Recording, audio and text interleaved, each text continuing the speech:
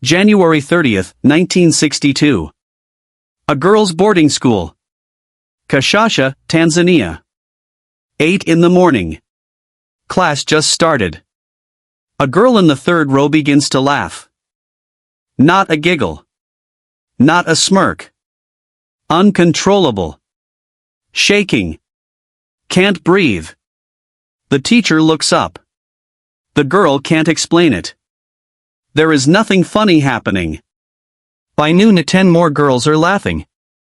By the end of the week, 95 out of 159 students are infected. High voltage, and not a single one of them knows why. By the time it was over, nearly 1,000 people across Tanzania had been taken. 14 schools shut down. Entire villages paralyzed. And the laughter lasted 18 months. This is not a joke. This actually happened.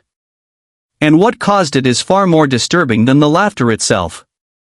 To understand what happened in that classroom, you need to understand the world those girls were living in. December 9, 1961.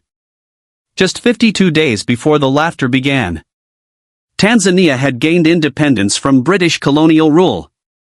After 40 years of being controlled, shaped, and silenced, the country was suddenly free. Repeat button. But freedom, when it arrives all at once, is not always relief. Sometimes it is chaos. Almost overnight, the new government began reshaping everything. Local clans were broken up. Land changed hands. Communities were pushed to abandon belief systems that had lasted for centuries. Churches competed for members. Entire social structures collapsed and reformed in months. High voltage. Imagine your entire world, everything you knew, everything your parents knew, rewritten in less than 2 years. Now imagine you are a 14-year-old girl, sent away to a strict boarding school, expected to excel academically, behave perfectly, represent your family and your new nation. No outlet. No voice. No way to say, I cannot take this anymore. Direct hit visual, close-up of a classroom desk. A pencil. A textbook. That was the world inside that classroom on January 30th, 1962. A pressure cooker. With no release valve. Until 3 girls started laughing.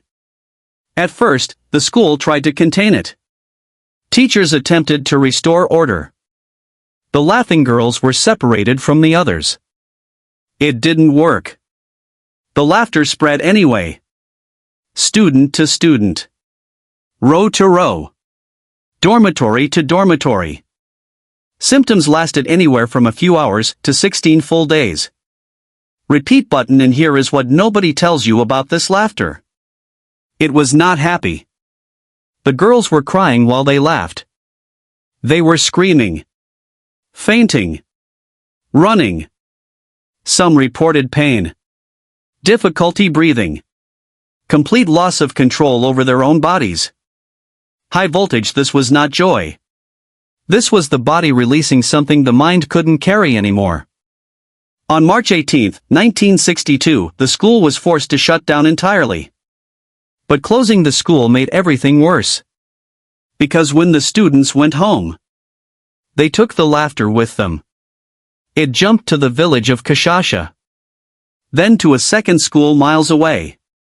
Then to a third. A fourth. Village after village. Person after person. By the time the epidemic peaked, 14 schools had been forced to shut down. Nearly 1,000 people had been overtaken. And it had been going on for 18 months. Repeat button now. Before you think you understand this, let me tell you what the investigators found. Because this is where it gets strange. Doctors were sent in immediately. They tested the food, the water, the air. They looked for a virus, a bacteria, a toxin. High voltage. They found nothing. Not a single biological cause. No pathogen. No poison. No environmental trigger. The girls were physically healthy. Their blood work was normal. Their brains showed no signs of disease. And yet, they could not stop. The teachers at the school? Not one of them was affected. Think about that for a moment. The same room. The same air. The same food. But the teachers, the authority figures, the ones in control, were completely immune. Only the students. Only the powerless ones. Only the ones with nowhere to put their pain. The government of Tanzania formally declared a health emergency. It was one of the strangest official emergencies in the history of modern medicine. And still, nobody had an answer. Here is what science eventually concluded. The Tanganyika Laughter Epidemic was a case of mass psychogenic illness. The same phenomenon that drove the dancing plague of 1518. The same force behind dozens of other documented mass hysteria events across history. But what makes Tanganyika unique is how clearly we can see the trigger. Repeat button. These girls were not weak. They were not dramatic. They were not making it up. They were human beings pushed past the limit of what the human mind can silently absorb. High voltage. Their bodies did what their voices were not allowed to do. They broke. Mass psychogenic illness works like this. Extreme, unprocessed stress finds a physical outlet. It spreads through a group not like a virus through the air, but like a feeling through a crowd. One person's body says, "I cannot hold this." And the people closest to them experiencing the same pressure, the same fear. Their bodies respond, "Neither can I." The researchers who studied the epidemic pointed to 3 specific conditions that made the students uniquely vulnerable. 1. They were adolescents, developing brains under extreme social pressure.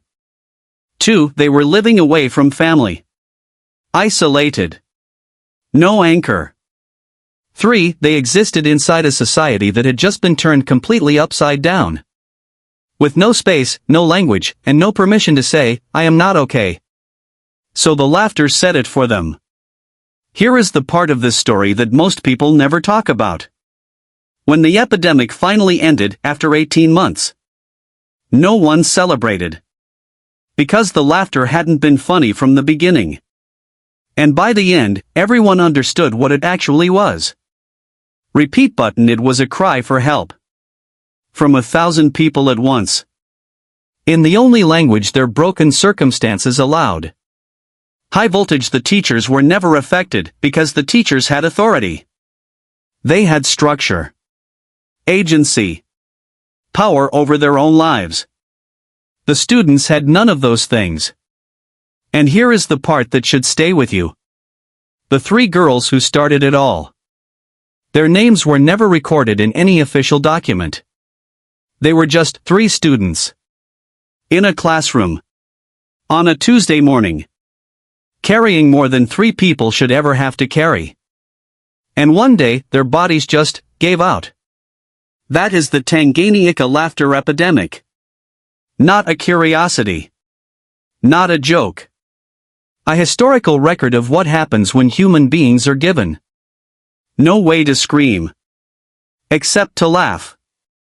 January 30th, 1962. 3 girls. 1 classroom. 18 months later, nearly 1,000 people. 14 schools. An entire nation disrupted. Cause, officially, mass psychogenic illness. Real cause, a country full of people with nowhere to put their pain.